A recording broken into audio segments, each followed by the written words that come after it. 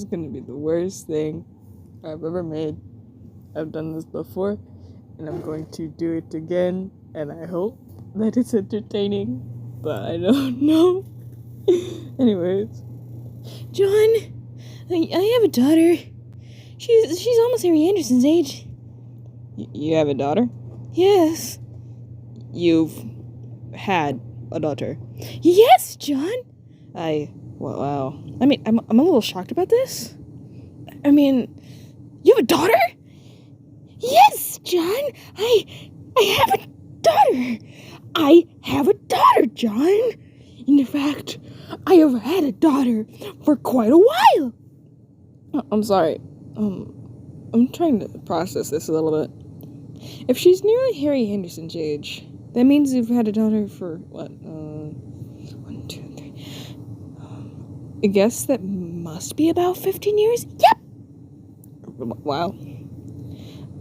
I'm not sure how to feel about this. John, I have had a daughter for 15 years, and I didn't tell you about it. I am so very sorry if that hurt your oh so precious feelings.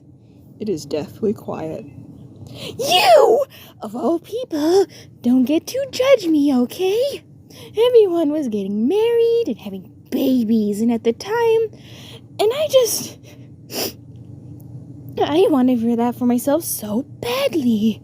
You have no idea what it was like living on that fucking island with my dead grandfather, waiting forever for you to finally wake up, and then I went through all of that nonsense all over again on the ship, through the yard, and then when it was over, I thought maybe I could have something like a normal life, but then you just vanished on everyone for years. Everyone was busy rebuilding the lives we'd all been working for. Rose and Kanaya, Roxy and Callie, Jake and Dave and Kirkat, they were... Look, I knew, okay? I knew that on some level they just didn't want me there. I knew the plans they had for each other, even when they didn't. And it was clear that I didn't fit into those plans, but they just wouldn't admit it. I tried so hard to get them. See, they wanted to just wait. And Kyrie alone, I just couldn't leave James myself.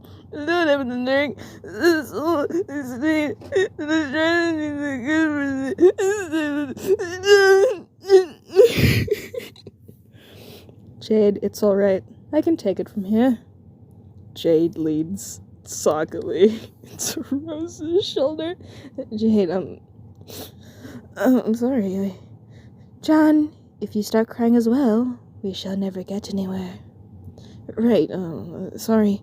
I'm sorry I got a bit lost in all that. Could we rewind a little? I think that might be for the best, narratively speaking. Got a touch, sidetracked. I spit all over my phone.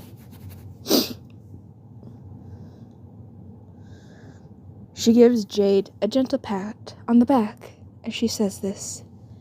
So, to rewind, Jade wanted a child of her own, but while she was with Dave and Karkat, the three of them were unable to conceive one due to a number of reasons. They looked into adoption, but, well, let's just say that if the administration was getting uncomfortable about an adoption between a troll and a human, they're starting to become outright obstructionist when it came to one between a troll and a two. Having exhausted all other options for producing or fostering a child between the three of them, Jade had to look elsewhere. You mean find a surrogate or something? Correct. It was at this point that Jade came to me. I could understand her pain quite acutely, and so I agreed to carry a child on her behalf. Without telling Kanaya. There is another heavy silence. Versi is stunned, all 8 pupils staring at her mother in shock. Harry and Tavros are trying to find somewhere to look that isn't straight at Rose. Vriska, meanwhile, is sporting a grin as wide as a bus and looks like she wants to give someone a high five. Jade is a picture of misery. Kanaya doesn't seem to be disappointed or angry or even... Oh, shit.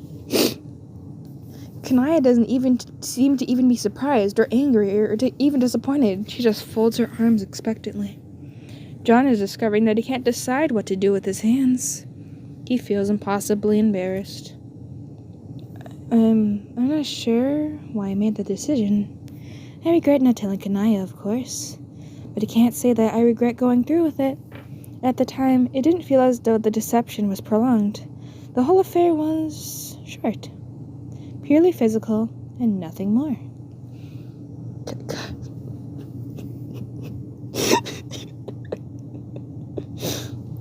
Kanaya finally moves to stand next to her wife. She places a softly glowing hand on the shoulder that has been generously watered by Jade.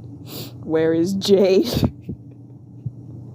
Rose and I have already discussed this in private before coming here, and I have therefore already said everything that I would like to say on the matter.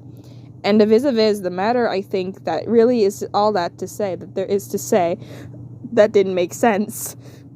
I wanted to be able to tell Vrissy this in person, however. Moreover, for her benefit and for that of everyone else, I feel my capacity as a mother and leader, I should make it clear. This is not something that will undermine Rose's and my relationship, neither as comrades or as a couple. I am upset at being lied to, and for no other reason, and in particular, I would like to make it understood that I do not and never will see Jade as having jeopardized our marriage through the simple crime of wanting to be a mother. If anyone in that world understands the lengths out to which a person will go to achieve such an end, then that person is me. As she says this, Kanaya looks at Vrissy, and it's a look that's filled to bursting with 2 universes and countless lifelines worth of love and maternal devotion. To all observers, Vrissy is either on the verge of bursting into tears or gagging. It really could go either way. Poor Vrissy. So, just to get this straight in my head. Rose, if you're not the mother, then since obviously neither is Dave or Karkat, neither Dave or Karkat is the father, who is it? Rose's expression is the patience and tranquility of a mountain. Jade's is made of knives. John, there isn't a father. Jade and I are the sole parents of this child. Oh, I'm so sorry. I didn't. That's quite all right, John. Although you might like to direct that apology more towards your sister. All I will say is that if you would like to take the particulars with us some other time. Here, Rose looks pointedly at the various teens dotted about the belfry, all of whom are remarkably interested in this local architecture all of a sudden. Then I'm sure Jade and I can walk you through some basic concepts. No, it's, about to change the subject? Okay. So, how did you hide the pregnancy? Oh, that was simple. Jade's genes being, as they are, part canine, the gestation period was substantially reduced. I carried the baby to term in just under 2 months. Since she was unfamiliar with human pregnancy at the time, I assumed Kanaya simply thought I was looking a little more substantial than usual, and didn't think it polite to comment. In defense of my observational skills, I feel like I should point out that you had recently recovered from a miraculously debilitating and potentially fatal illness, a state in which you were exceptionally malnourished, to say the least. Well, quite. Anyways, with the messy part finished, all that was left to do was the trifling matter of Jade and I raising the child in secret together for 15 years. A task that was performed flawlessly, until a few short moments ago, when she became the political prisoner of a certain Jade Crocker. Oh my god. That... No offense, Jade, but... That bitch! So this, finally, is the predicament that we are presently faced with. Jade has taken Yiffy, hostage in a retaliation for supposed kidnapping of her son and the murder of her former favorite clown. The fact that none one of these things actually happened and that the rebellion is responsible for neither of them will not matter to her in the slightest. The woman means murder. Christ. Okay. I think I understand everything, so... What? You mean to tell me not only do I have a sister, but you named your secret child Yeffy? Friska quietly settles herself as a high-five partner. With geological slowness, Rose turns to face her one reasonably named daughter, a tinge of embarrassment coloring her face for the first time this afternoon. Well, no. We didn't call her Yiffy. That would be a quite ridiculous thing with which to burden a child. Her full name is Yeffany Longstocking Layla entirely. Percy looks as though she is about to shit the bell tower they are standing in, brick by brick. It was, in hindsight, a momentally terrible decision, acting as the final chapter in a long series of novels, each one of progressively more terrible decisions than the last. But that is the name that we decided upon.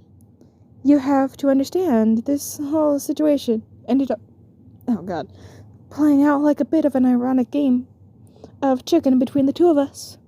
Something that far outstripped anything that the Strider fraternity could have produced in their wildest, most JPEG creative wet dreams. But in the end, that triumph of irony came to bite us in the fucking ass, as irony is wont to do. There was absolutely no possibility of us casually letting you all know that, by the way, we have a secret daughter named Yiffany Longstocking. At least not right away. Carpathian change of paperwork is so complex and circuitous that eventually keeping quiet forever just seemed like the more reasonable option. So, here we are.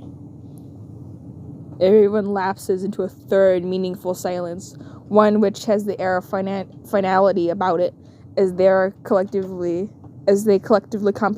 complicate the here that they are. They have plans to make. Even now, Yiffy is likely being held at spoon point, subject to the mercies of a power-crazed tyrant in pagliacal mourning. The war for the planet is only just getting started, and the worst is likely still to come. And yet, when Rose slowly wipes a tear from her eye and leads to touch foreheads with Kanaya, John suspects that the whole thing might have just have brought them all closer together. Beside him, Harry Anderson stifles a sleepy yawn. The day which once threatened never to end is now fading from the world. As the sky above starts to purple, the heaviness of the events hanging over them dissolve in the warmth of the evening sun, and a refreshing current of air that seems to blow the last traces away like the merest dust. That was something.